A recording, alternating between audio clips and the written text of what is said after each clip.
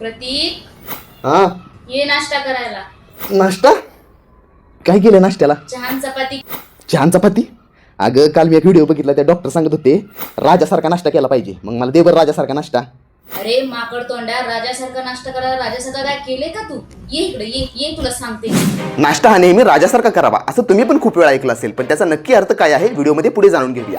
कारण आज आहे आपला 75 दिवस 75 सवयीपैकी दिवस 4. जर तुम्ही सकाळी नाश्त्यामध्ये चहा चपाती, चहा बिस्किट, खारी, टोस्ट, नानकटे असे काही खात असाल तर ते खाणं आजच बंद करा. कारण जर तुम्ही असे करत असाल तर त्याला मी असं म्हणेन की जेव्हा सोन्याचा पाऊस पडत होता तेव्हा तुम्ही बाहेर ओंजळ घेऊन थांबला होता. म्हणजेच की जेव्हा सकाळी सकाळी तुमची पाचन शक्ती एकदम पीक लेवलला असते आणि त्यावेळी जर तुम्ही शरीराला अशा काही फालतू गोष्टी जर दिल्या तर तुमच्या शरीराला त्यामधून काहीही न्यूट्रिएंट मिळणार नाही. पण त्याच जागी ज्याप्रमाणे राजा खातो, राजा काय खातो, राजाकडे खूप जास्त पैसा आहे, मग तो काय खाणार? अशा आलतू फालतू गोष्टी नाही खाणार. तो अशा वस्तू खाणार की ज्याने आपल्या शरीराला जास्तीत जास्त न्यूट्रिएंट मिळतील. अशा पोषक गोष्टींचं सेवन तो नाश्त्यामध्ये करणार. त्यामुळे जर तुम्ही नाश्त्यामध्ये या गोष्टी खाल्ल्या तर तुम्ही देखील राजासारखा नाश्ता केला.